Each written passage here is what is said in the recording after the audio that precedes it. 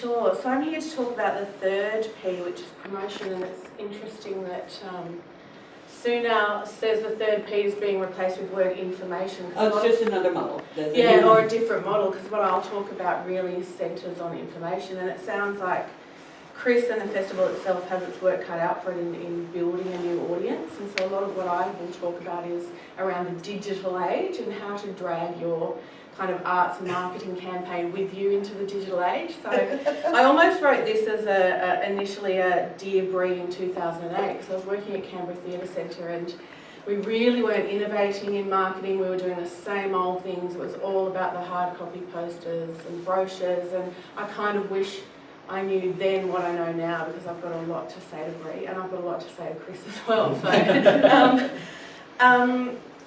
So I now work exclusively in the digital space. So as I said, I am a little bit biased towards digital, but hopefully you get a little bit out of what I'm talking about. So promotion is really about the range of channels you use to get the information or the message around your event out. And I want to talk today about what I think SINF does really well, and then I kind of want to do my top 3 of what I think they should be thinking about moving forward. So if we just start.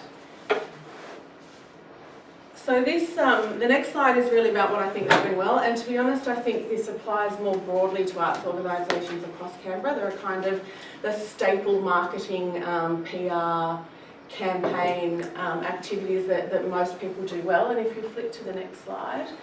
So obviously publicity PR, because when you're on a shoestring budget, as we all are and have been, that's kind of your go-to, your immediate go-to is utilising the media. And the media, obviously, like Helen, are big supporters of culture and arts in Canberra, and that would be my go-to on a shoestring, and I think SINF do that really well. Obviously the program, the hard copy program, is the heart and soul of your campaign, so it's really the foundation or the information point for where everybody goes to. Now, what I will talk about and what I would love to see more arts marketers doing is thinking about the digital version of that program, because so much human resource and design time and budget goes into the hard copy.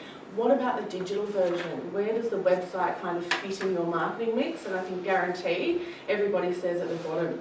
The website's always the last thing people think about, and it's plugged in at the end, and hardly any time or resources invested.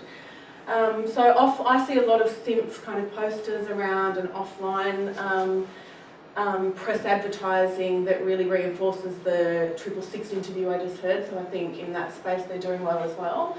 And I see that they are dabbling in social media, so they're doing a little bit of Twitter and some Facebook, which is good, but I want to talk about Facebook and how to kind of move beyond simple posting of what's happening into empowering your digital community to be the advocates for your brand or your event online. So if we keep going.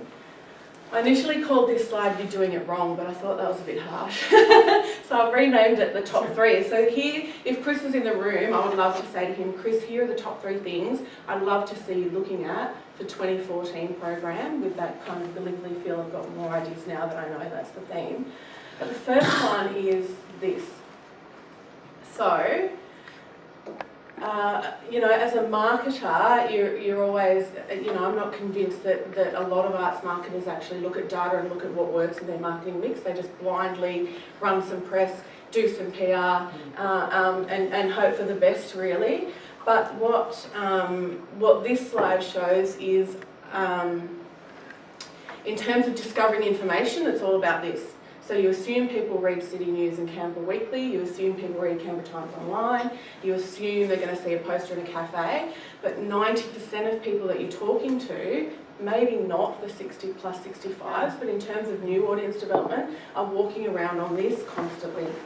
So the discovery of information needs to be optimised for this device. If that's the one thing you get out of today, that's all I'm asking you to do is think about mobile. So not only think about the website, but think about the mobile version of that website. And it doesn't have to be hugely expensive.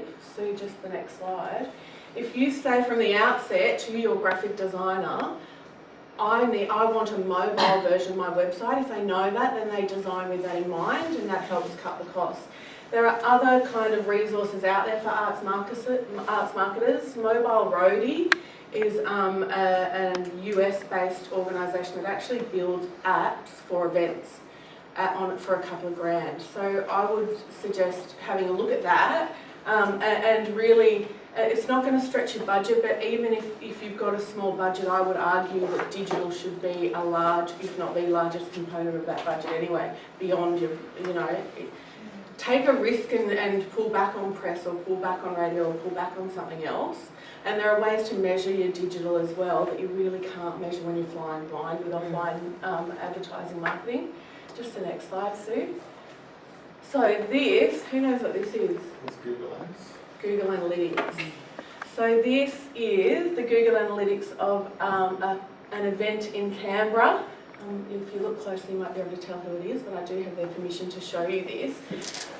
Google Analytics, once you've got a website, you just need to, it is easy, google.com/analytics, and plug this in because it's telling you where people are coming from, what's working in your marketing campaign. So you can see there, the top referral resource for this particular event, and it is also an international festival based in Canberra, is from people Google searching. So once you know that, you might want to spend money on Google AdWords, you might, it just allows you to reshift your focus to what's working and where to invest your human resource and your financial, your minimal budget. You can see second is people typing the direct URL into the browser. So they've heard a 666 interview where the announcer has said the exact URL at the end, or they've picked up the hard copy brochure, or they've seen a poster with that direct URL. Third, Canberra Times online, and the fourth one is Facebook. So you can see that Facebook's fairly powerful in driving people from Facebook to the actual event page to discover more information. So without, and I'll give you my card if anyone's interested. I can help you plug in and see this, because this one page is so powerful in helping determine your kind of marketing spend and where to allocate it. So if we keep going. Bree, if I know who it is, and I think I do, yep. They have an app yes. which they launched yes. last year, where you, which is exactly Discover the picture the program. that exactly right. They do have an app. Yep. So they're very savvy. So this slide's about measurement. What you can do is use a specific URL on your offline collateral. So all your press ads have got the /explore, or all your postcards or DL flyers have got the URL with the /discover. So you can track what offline collateral is working, what people are typing in because they've seen offline.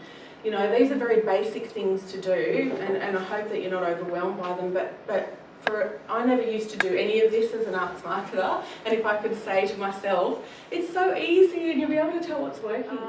And so beyond your own network, there are Canberrans online who are incredibly influential, and there's a fantastic site called Clout, which really gives people a score on their digital clout, or how digitally influential they are online. You should check it out. Andrew Barr's incredibly influential online.